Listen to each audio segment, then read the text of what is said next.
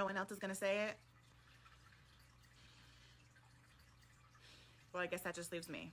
The reason we keep seeing priests and pastors and other high leaders of religious institutions being exposed as PDF files isn't a fluke or a coincidence.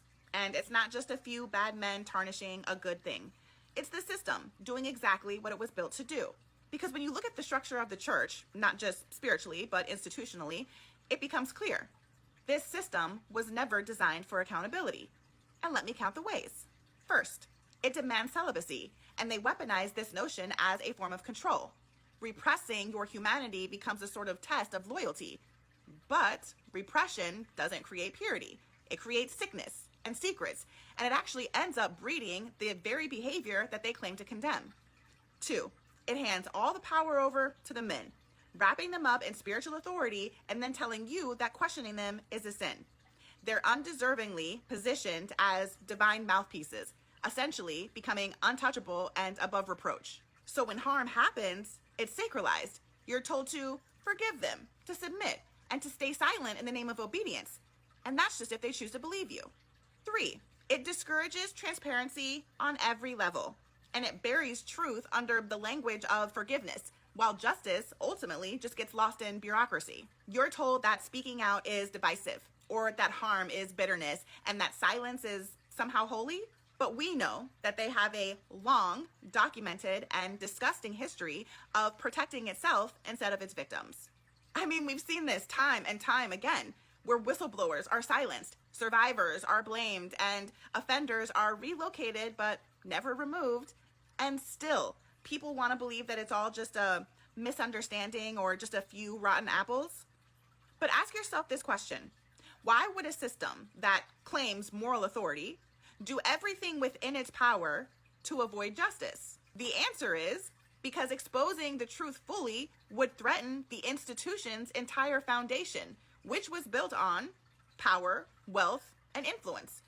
So we're not talking about just a few broken men. Oh, what a shame. This is a global, tax-exempt empire with its own laws, diplomatic immunity, and billions with a B of dollars to protect.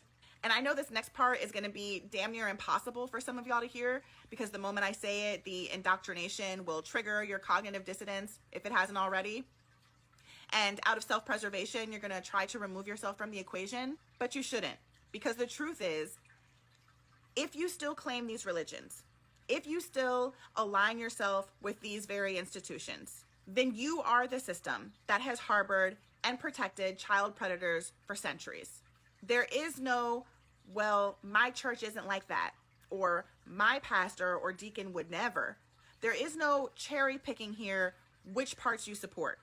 If you continue to tithe, to attend, to defend, to uplift these institutions in any way, you are actively upholding the structure that allowed it to happen and ensured that it would never fully be punished. You don't get to separate your personal experience from global harm, because systems don't survive on violence alone. They survive on the loyalty of the people who had a good time. Your positive experience didn't exist in spite of the abuse. It existed because the abuse was ignored in order to protect your comfort. Let that sink in. You don't get to hide behind the parts that made you feel safe while ignoring the ones that destroyed millions of lives. I mean, if you want to be considered a good person, that is. If your faith requires you to look away, explain it away, pray it away, then your silence is complicity. Your loyalty is protection, and your worship is participation. You are not on the outside of the system. You are the system.